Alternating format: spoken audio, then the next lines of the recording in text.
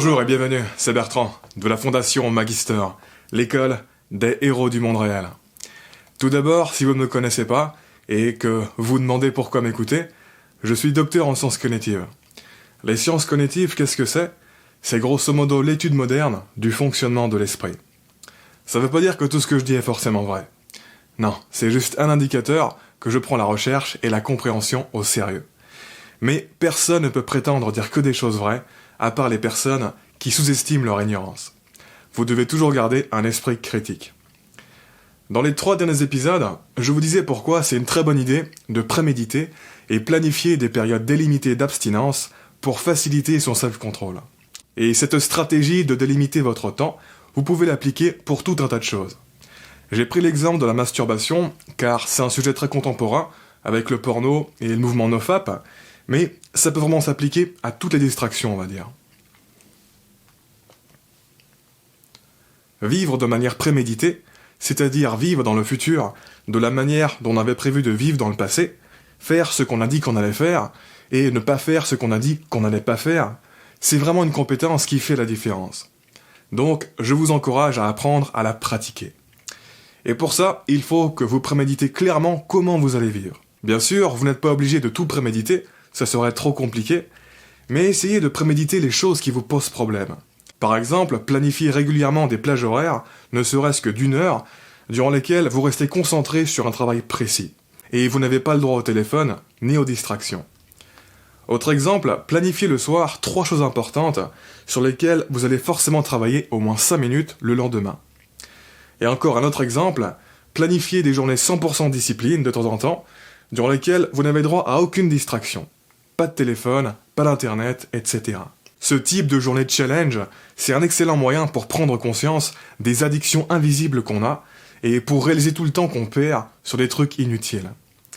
On dit souvent que ce n'est pas bien pour notre système digestif de grignoter, de prendre des snacks de nourriture de manière intempestive, mais on se rend pas compte qu'on est encore pire avec les snacks pour notre cerveau. Aussi, ce qu'il faut noter, c'est que faire des périodes durant lesquelles on se prive de quelque chose est vraiment bénéfique pour le développement et la créativité.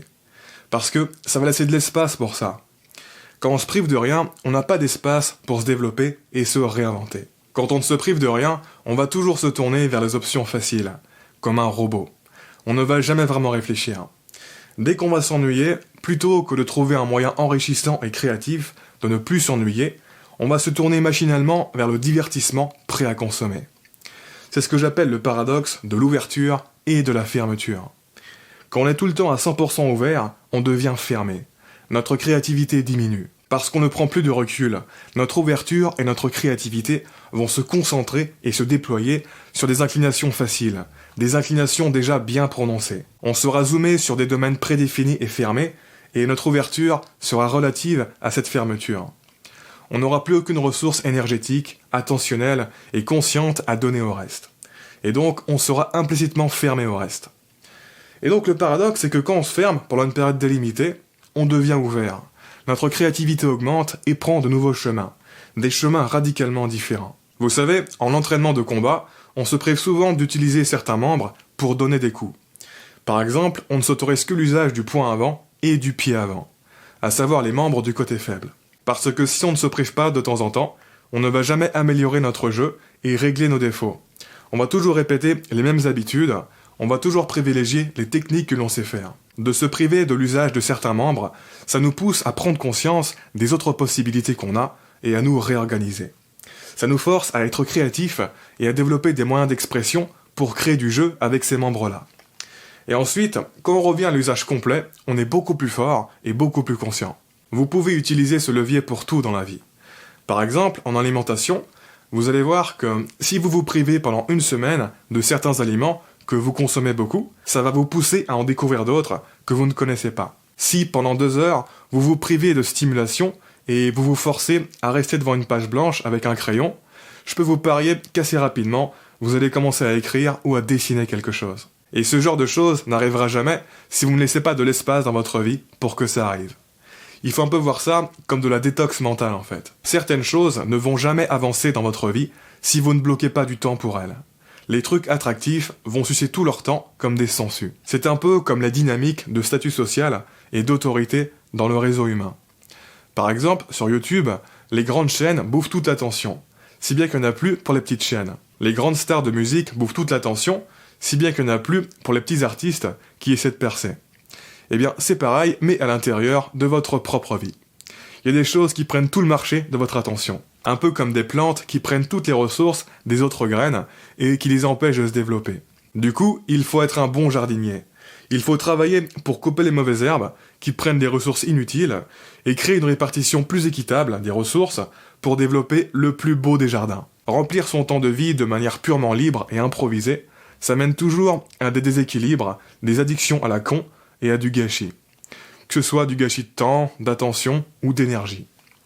Encore une fois, c'est parfaitement ok d'avoir des créneaux de temps durant lesquels vous êtes libre d'improviser tout ce que vous voulez. Vous pouvez même avoir des journées, voire des semaines complètes comme ça.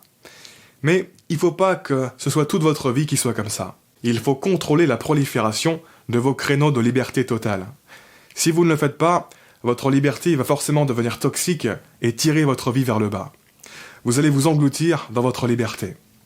À la fin de votre journée, vous allez systématiquement avoir passé trop de temps sur des trucs peu importants, voire inutiles, et pas assez de temps pour avancer sur les vraies priorités. La vérité étant que notre cerveau n'est pas assez compétent pour se réguler automatiquement et intelligemment sur le long terme. On doit ponctuer notre vie de structure pour rester convenablement centré et aligné sur les priorités, pour garder conscience de la valeur de nos ressources, et pour profiter de notre liberté et non pas se faire engloutir par elle. Si tu ne limites jamais ton temps, tu vas inévitablement perdre conscience de sa valeur et te laisser aller. En revanche, à partir du moment où tu vas cadrer ton temps, il y a des trucs magiques qui vont se passer. Tu vas naturellement commencer à chercher à profiter et à optimiser ton activité par rapport aux limites que tu as fixées. C'est le corollaire de la loi de Parkinson. La loi selon laquelle on s'étend pour utiliser toutes les ressources à disposition.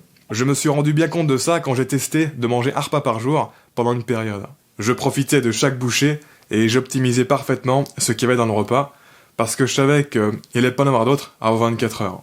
Quand ton temps n'est pas limité, tu ne fais pas attention de prendre le meilleur. Tu t'étends sur des trucs qui n'en valent pas la peine.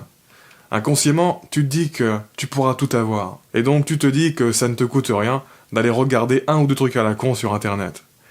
Mais comme je vous l'ai expliqué dans l'épisode 197, c'est une vilaine illusion. Parce qu'il y a beaucoup trop de choses à faire et à découvrir. Tu ne pourras jamais tout avoir dans la vie. Tu es toujours en train de sacrifier certaines choses, que tu le réalises ou non. Vous savez, je vous dis tout ça pour que vous appreniez à valoriser le fait de bloquer du temps, et non pas que vous le fassiez juste parce que on vous a dit de le faire. Notre cerveau par défaut a tendance à associer la privation avec le négatif. Donc ce n'est pas évident d'être à l'aise avec le blocage du temps. En ce qui me concerne, j'ai pendant très longtemps été très réticent à l'idée de bloquer du temps. Je ne valorisais pas du tout ça. Je me disais que ce n'était pas pour moi et que je fonctionnais mieux à l'inspiration, en laissant mon esprit s'exprimer et utiliser le temps comme il le souhaite, sans jamais me tenir à un plan prédéfini. Et en fait, je n'avais pas totalement tort. Je pense que ça m'est hyper bénéfique d'avoir des périodes où je laisse mon esprit s'exprimer librement, sans cadre et sans le couper en chemin. Ça m'apporte beaucoup. Mais je ne réalisais pas tout ce que ça me coûtait et je me suis rendu compte que c'était crucial de trouver un équilibre. Et sur ce, je vous en reparle dans le prochain épisode. En attendant, si vous ne l'avez pas lu, j'ai publié un nouvel article exclusif sur le blog de la chaîne. Je vous mets le lien en dessous en commentaire. Comme d'habitude, je vous invite à vous abonner si ce n'est pas déjà fait, à partager cette vidéo et laisser un pouce bleu si vous l'avez apprécié. Ça m'aide pour la visibilité. Quoi qu'il en soit, je vous remercie de m'avoir écouté jusqu'au bout et je vous dis à très bientôt pour la prochaine vidéo. Ciao.